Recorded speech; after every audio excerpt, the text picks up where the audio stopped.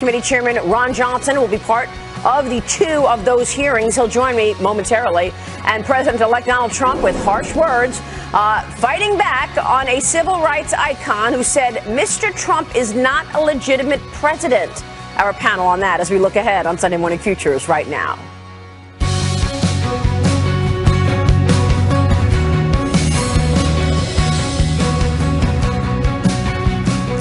This upcoming week, we will be watching the ongoing Senate confirmation proceedings for President-elect Donald Trump's nominees to his cabinet and leadership team. More hearings are slated this week on Capitol Hill after several nominees last week appear to contradict the president-elect in some positions on Russia, his choices to lead the Pentagon, CIA, and the State Department.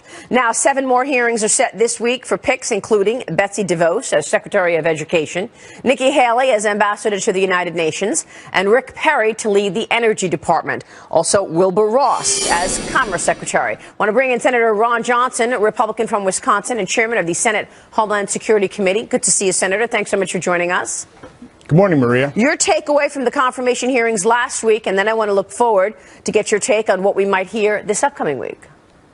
Well, I chaired the hearing on General Kelly for Secretary of Department of Homeland Security, a person of just high integrity, a background that's just perfectly suited at this moment in time to be the Secretary of Department of Homeland Security, a 4-star general, a Gold Star parent.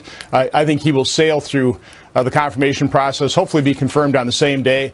I was obviously there with the Rex Tillerson hearing in the Foreign Relations Committee. I thought Mr. Tillerson did an excellent job, showed himself, again, to be highly intelligent, highly competent. From my standpoint, somebody with the temperament and the intelligence to really be a first-class, first-rate Secretary of State. So, from my standpoint, I was very pleased with the confirmation hearings that I attended. Well, do you think that was among the most contentious, the Rex Tillerson hearing? I mean, I recognize that he came across solid, strong, in command of the subject for sure. But Marco Rubio obviously was pushing back, trying to get him to say that Vladimir Putin was a war criminal. Maria, the Secretary of State is going to have to deal with the leader of the other world nuclear superpower. And I don't see how it benefits anybody to back the Secretary of State in the corner of name-calling when he's going to have to sit down and deal with that nation.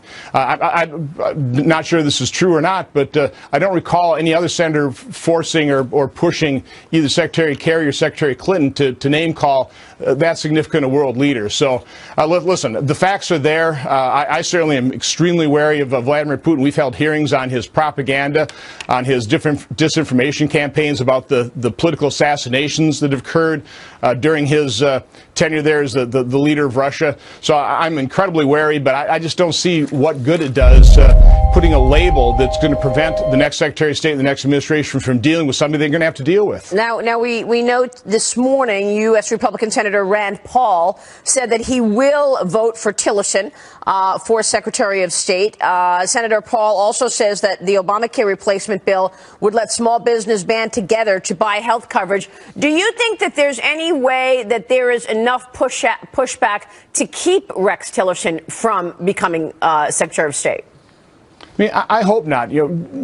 Maria, for decades, well before I ever entered this realm, I've listened to senators from both parties talk about how elections matter, how it's incredibly important that a president, whether you agree with him or disagree with him, has the cabinet members and advisors that agree with his position, and senators from both parties